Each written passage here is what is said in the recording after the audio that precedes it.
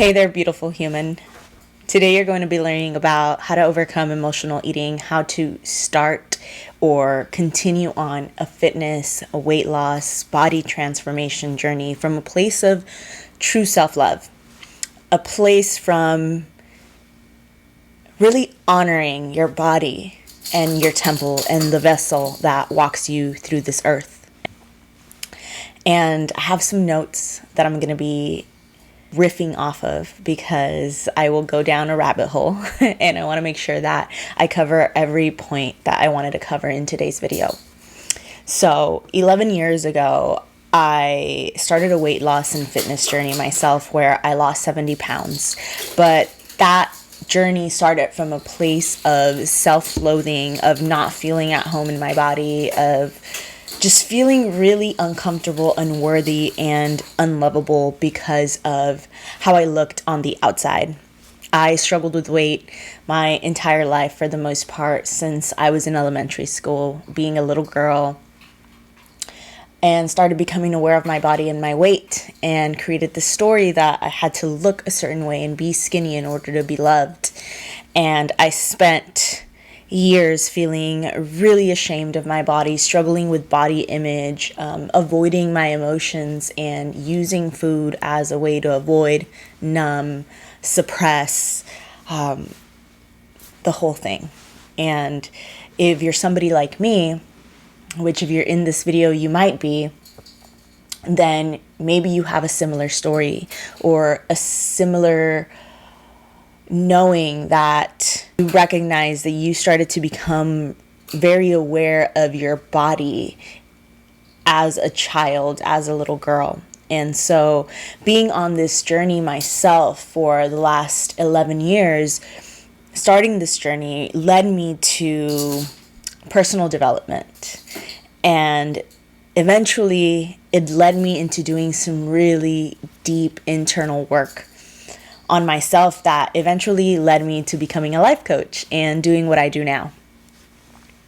So after many years of doing some really big internal work and completely shifting my identity, building so much safety and capacity in my body, being in deep relationship with my body, I am now on a new journey of health and weight loss, if that's what you want to call it, fitness. I'm currently on a little cut. I'm 3 weeks into a little cut, but my experience this time around is like night and day. It is so different. I would have never imagined 11 years ago that I could be on this journey from a place of true self-love, from a place of deeply honoring my body, from a place of not needing my body to change so that I could get something, or because I think that it's going to give me something that I don't already have, whether that's a feeling or a relationship or love or acceptance. It's just from a place of, I love this temple in this body, and I get to nourish it, and I get to be the most thriving version of myself. And so there's just so many things, right? And so to be on this journey again and have it feel this easeful and have it come from a place of deep love and not from my body needing to change and me thinking that when I get the body, when I lose the weight, I'm going to get something outside of myself, or it's going to make me feel a certain way, or it's going to give me confidence. So that is from the place it started from 11 years ago. This believing that when I got the body, I could show up for myself, I could be confident, I would find love, I would be loved, I'd be accepted, I'd be whatever. And it was such a terrible place to, I don't want to say terrible because it was what I needed at the time, and it was the thing that led me down the path that I am on, and I'm so deeply grateful, and I needed to learn a lot of lessons on that path. But I want to share with women that there's such a different way to do it, and health, wellness, and the deep internal and spiritual work is part of what I love. And I'm so passionate about women living a life where they feel connected to their bodies, where they feel deeply worthy, where they feel safe within themselves, where they have so much self-trust and self-honor. I want every woman out there to experience that, every human out there to experience that. So I'm sharing this from that space, from the space of you can be on this journey of transformation, of body transformation, of healing your body image, of healing any food addictions, emotional eating, whatever the case is for you. It can be done, and it can be done from a place of deep self-love and self-honor. I didn't know this 11 years ago. So today I'm going to share what I'm doing different this time. What are some helpful tips to overcome emotional eating, avoiding using food to numb, over-restricting, the self-judgment and negative self-talk, that inner critic that we can sometimes get, and how to really connect to your body and create internal safety from that place. So let's get started. First things first, when it comes to emotional eating, if you're somebody who relates to emotional eating, I want you to know that there's nothing wrong with you. You are just in a pattern that has been keeping you safe for a very long time. And we all have different patterns and different safety strategies that keep us safe. And a lot of those times it's just because we don't know how to be with our emotional world, where we don't know how to be with our feelings, how to move that, where maybe we have a lot of stress, anxiety. There's so many reasons why, and there's nothing wrong with you. You're not broken, you don't need fixing, and you're not alone. You're not alone at all. So why do we use emotional eating in the first place? It's usually because we're avoiding something, we're suppressing, repressing. We're not wanting to feel or experience something that wants to really be felt and experienced. And sometimes it's a lifetime of things, or sometimes it's just a thing that happened in that day. So when you take a really busy and exhausting day, most of us are living our lives, filling our day with all kinds of things from the morning until the night. And when you're at work, or when you're taking care of the kids or the husband, there's no space to feel. There's no space to experience. There's no space to check in with ourselves, to check in with our body, to just kind of have a break. There's no space. We're just going. So when we get home in the evening, maybe we haven't nourished ourselves well. Maybe we've been exhausted all day. Maybe we did too much and our body's just feeling so exhausted and so stressed, and we want to eat everything. And that will happen. It will happen because it's the easy thing to do. It's the pattern that we know how to do. Because once you get home in the evening, after a really busy and exhausting day, there's finally space, and stuff wants to start to come up, and it wants to be felt, and it wants to be experienced. But we haven't been taught how to really, really be with that. And so we go to the food, we go to the TV, we go to the thing that is going to just zone us out, take us out of our reality. We begin to change these patterns, because this happens to me too. And it sometimes happens to me even now. It wants to happen to me even now. But I've learned how to be with it instead of the food being the first thing that I go to. In order to begin to shift this pattern, we have to start becoming aware that it's happening and when it's happening. And if you're on this video, you probably are aware that it's happening when it's happening.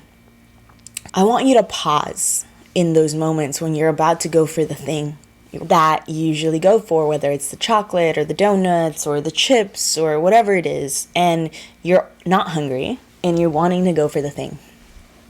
Take a pause. You can either just close your eyes, take some deep breaths, grab a journal, and journal. And you're going to give yourself full permission to have the food if you still want it after you do the practice. And this can be a 30-second practice, a 1-minute practice, doesn't matter. You know how much capacity you have. You could set a timer for 2 minutes, 1 minute, 30 seconds. You're either going to just close your eyes, breathe, and notice the sensations of your body. Notice what's happening, notice your thoughts, or you're going to journal. Then after that, if you're still wanting to have the thing, then you get to have the thing and you get to not judge yourself for it. Because the judgment keeps you in a loop of criticism, of more emotional eating, of more self-criticism, more emotional eating, and it deters your self-trust. But when you begin to at least pause and then give yourself full permission and telling yourself, okay, I'm noticing that I want to eat. I'm not hungry. I think it's around emotional eating. I'm going to take 30 seconds, 1 minute, 5 minutes. I'm going to set a timer. I'm going to do my journaling. I'm going to do my breathing. And if after the 5 minutes is up, I still want to eat the thing, I get to have it. And then really, really enjoy it. Enjoy it, have it, but don't have it while you're watching TV or scrolling on social media or doing something else. Like, really be in that moment, present moment, having the thing. But the non-judgment, the full permission, the pausing is really important, because when you pause and you do something different, you're retraining yourself that food is not the thing you go to in order to avoid, in order to suppress. And then it's like building a muscle, like working out. You're building a muscle of doing something different, of doing something new. So then every time that wants to come up, you have more awareness, more ability to make a new choice, to sit with yourself, to be with, and then you give yourself full permission without criticizing yourself for having the thing. So that's a really great way to just start to notice and give yourself the full permission and not loop into the cycles of criticism and judgment and guilt. And we have to get out of the all or nothing mindset, like this mentality that it's all or nothing, that if we do have the thing, that it's all over now, and we catastrophize. So notice if you're somebody who catastrophizes or who has like the all or nothing mindset, like you have a one meal that is maybe not on your plan, or you overdid it on your macros for the day. Notice if you have the all or nothing mindset and you want to throw in the towel off of one deviance from the journey or from the plan. So notice when that wants to happen, because it's not all or nothing. It gets to be easeful and it gets to be easy, and sometimes we're going to veer off. So that is something that I have really been implementing and doing different now.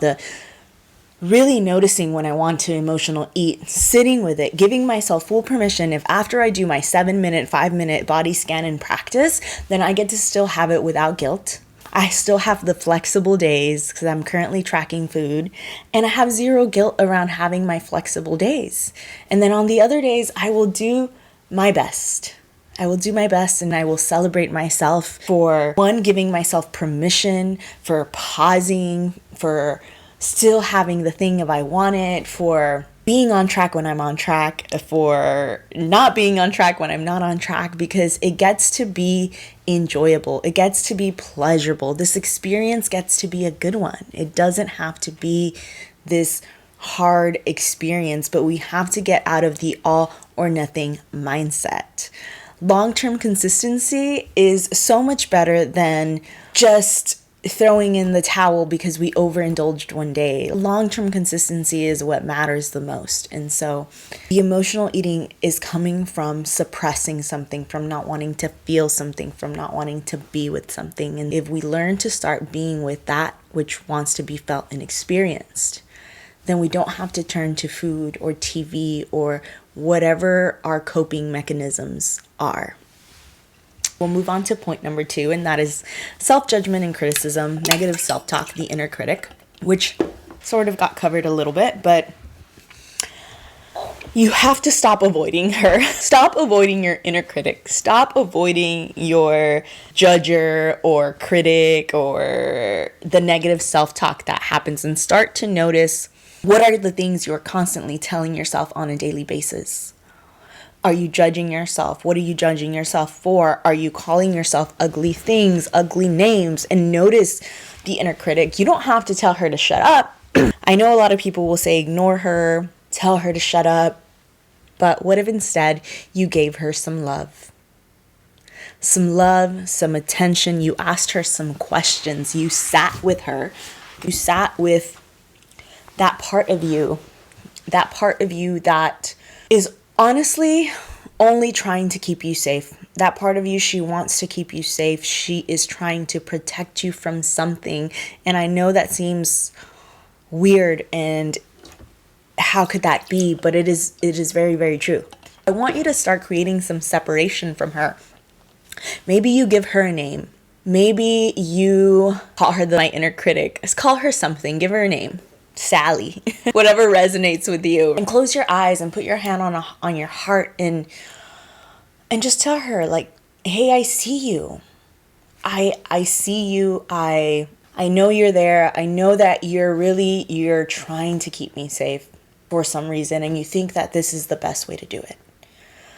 But I want you to know that I am safe, that I love you, and that I'm so grateful that you're trying to protect me. But I don't need you to protect me right now. It's okay. You can calm down. Maybe you can even ask her, what are you trying to protect me from? And befriend her. Befriend her. See what she has to say. My cat's tail. See what she has to say.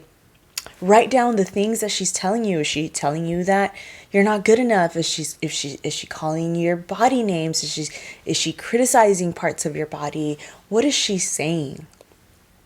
And say them out loud or put them in on paper.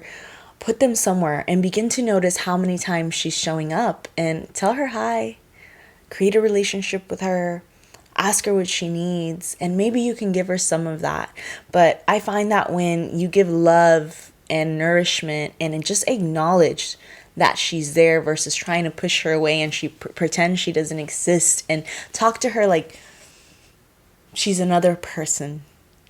Because in many ways she is. She's a part that lives inside of you, but she isn't you. She's not the truth of who you are. And so if you create some distance, some separation, and begin to talk to her, nurture her, love on her, she'll talk to you. And you can do this through journaling. You could do this through just closing your eyes, placing the hand on the heart, and starting to talk and speak to her. And create a relationship with her. Usually these parts of us that start to get very, very loud, they want to, in a way, be in a relationship with us. They want us to acknowledge that they exist and stop pushing them away. Like they're like, hey, I'm here. And they get louder and louder and louder. And we're trying to avoid them and not pay attention and just ignore them and pretend they aren't there, but they are there. We have to know that what they are saying isn't the truth of who we are. It is just a protection that is trying to happen. They are trying to keep us safe. It might even be someone else's voice, the voice of your mother, the voice of a friend, the voice of an ex. Just recognizing, being with, sending love, sending grace, sending gratitude to that part of you, and notice how it begins to get quiet. They begin to come around less and less and less. I'll move on to point number 3, doing your inner child work. This is very similar to working with the part of us that is the critic or the judger.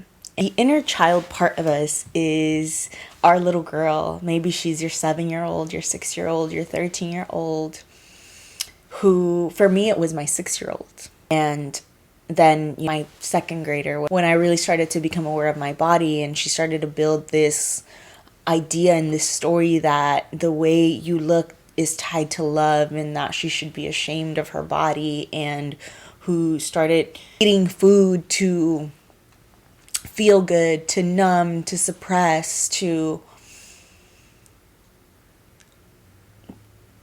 just fill herself up with what she didn't have.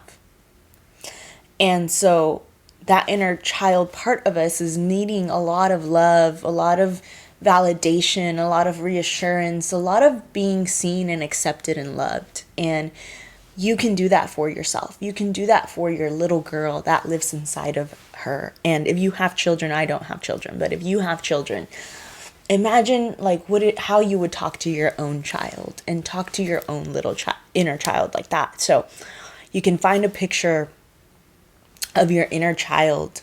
Maybe it's the age where you started gaining weight, when you started having shame around your body.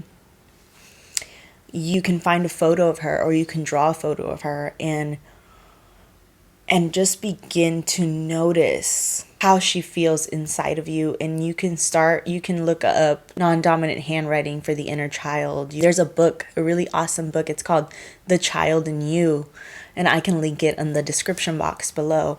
That was one of the very first books I read around the inner child, and there's a lot of really useful information in there. And the invitation is to go there because it will help so much on this journey of creating the best life for yourself, a healthy life. It isn't about when we get there to the goal. It's about the journey that we're on, and the thing that we're looking for, that we think we're going to receive, the feeling, the relationship, the love, the acceptance that we think we're going to get when we have the body. It's not going to get there just because we have the body. The thing that we're really in desire of lives inside of us. It lives so deep inside of us, and it's stuffed down from all of the layers of other people's bullshit. It's just stuffed down, and we have to unpack and remove all of the beliefs and the layers and the voices and the stuff that has been put onto us and that we've taken on as our own, because they're not our truth. And so what we're looking for, the love, the nourishment, the safety, the acceptance, we're looking for that from our own self. And you can begin today. Doesn't mean you have to stop your journey of getting to your goal. You can do that, and you can do it from a place of deeply nourishing your soul and your heart and getting in alignment with your truth. And it can come from a place of self-love and not because you need it in order to get something when you get over there. Because I've been there. I've been in the place where I thought that when I got the body and when I looked a certain way and I'd have the love and I'd be accepted and I'd be happy and I'd be confident and I'd be all the things. And then I got there and those things weren't there because I didn't cultivate them inside of myself. And then every time you lost that, if I gained weight or whatever, then the joy and the happiness and the thing and the love and whatever we thought we were getting, it goes away with that too, because you're wanting to get it from something outside of yourself. It's like, okay, it's hooked to your body. So my body has to stay this way in order for me to continue to receive and be confident in, whatever the thing is for you. That's outsourcing, because that could go away at any moment. Really cultivating the internal relationship with yourself and your inner child, and creating the internal safety, the internal self-worth, the internal love, the feelings, creating the feelings and the confidence and the self-trust and the safety right now while we're on the journey is so important, because you can do both. You don't have to wait until you get the body. And it can become this really amazing journey of just nourishing and loving yourself and knowing that you are worth having a healthy and amazing temple. And your joy and your happiness and love is not reliant on when you look perfect or whatever the thing is for you. And so The Child in You, very beautiful book to dive deeper into inner childhood work. I do inner childhood work with my clients, my one-on-one clients in my life coaching practice. And inner child is one of the things we go to a lot because it is foundational and so important. I hope that you will go on this journey for yourself, because you matter. And your inner child matters, and she wants to be loved and held and accepted by you. Not by the world, not by what society says you should look like, not by anything or anyone but you. She wants your love, your attention, your nourishment, and your validation, your acceptance. She wants you. Okay, we'll move on to point number 4, connecting to your body. I used to think I was so connected to my body because I worked out and shifted my identity to someone who loves movement and works out and all the things. But the truth was that I was so disconnected from my body.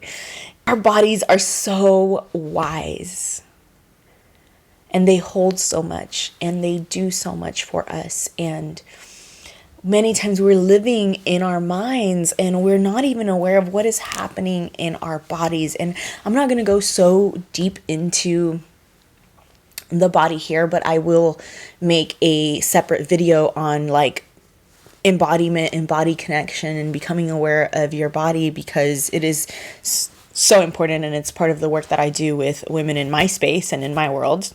But start to just spend 2 or 3 minutes connecting to your body on a deeper level, especially if you struggle with self-criticism and body shame or body dysmorphia, and begin to touch your body. Close your eyes, touch your hands, touch your face, touch your feet, and send loving energy to those areas. Thank you for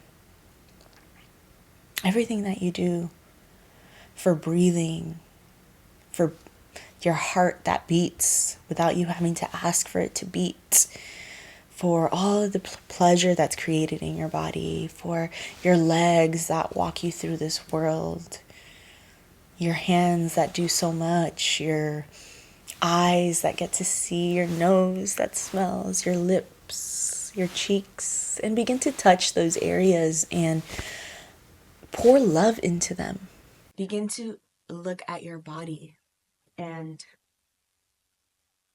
find what you do love about yourself, what you do love about your body, and acknowledge that part and love that part. And then also love the parts that maybe you don't love yet. It's very important to not lie to yourself. That's why affirmations don't always work, because if we're overdoing the affirmation and we don't actually believe what we're saying, it doesn't work. Maybe you say something like, I'm trying to love you. I am learning to love you.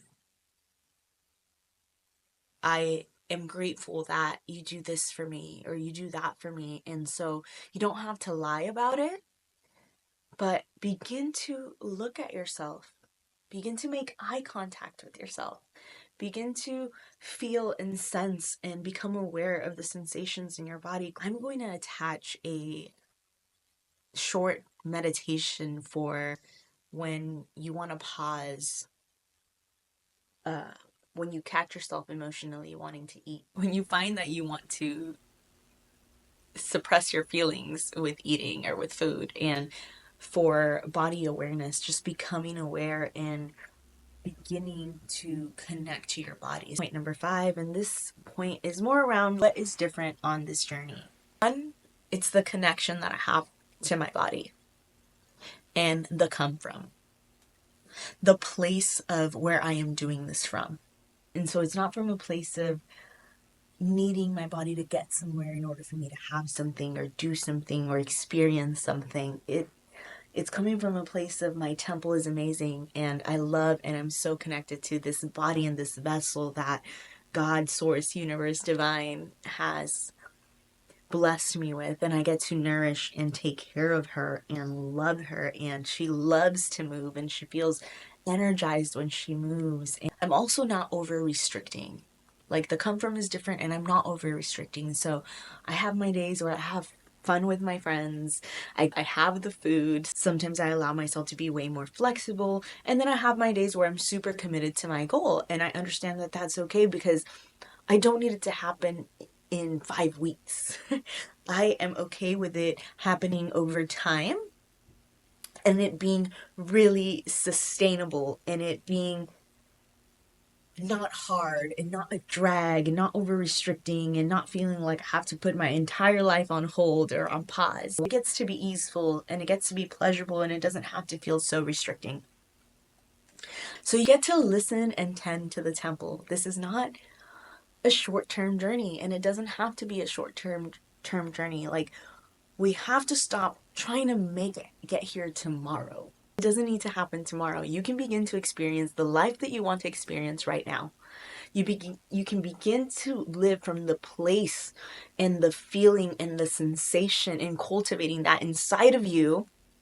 That thing, that feeling, that life you think you're going to get when you get the body out there, you get to start creating it right now inside. That is the way that you manifest the life that you want and desire. It's by beginning to experience that life now. If you want more abundance, you begin to feel abundant. If you want more love, you begin to feel love in your body. You begin to move as love. If you want more pleasure, you begin to have more pleasure in your day. If you want more fun and more play, you get to become playful. So what is the life that you want to experience? and start cultivating that now. Don't wait until you get to the thing, because you're gonna be surprised. Because I was surprised. I thought I was gonna get there and I was gonna be so confident and badass and all the things, and I still wasn't.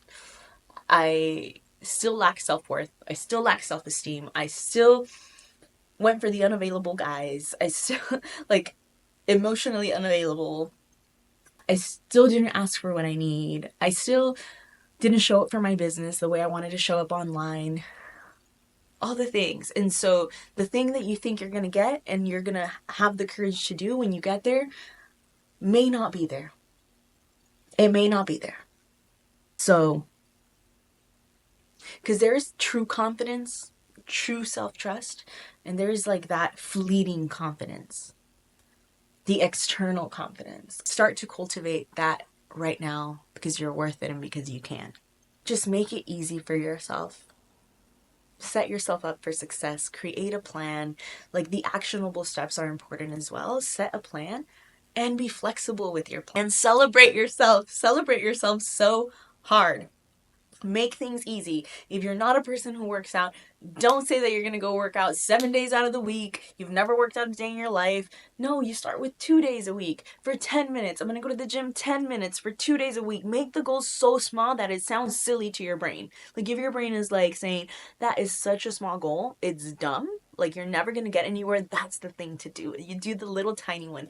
And then if you get more than that during that week, amazing, phenomenal, great. But we want to break it down into smaller sizes, and then we want to celebrate ourselves every single time we do what we say we're going to do.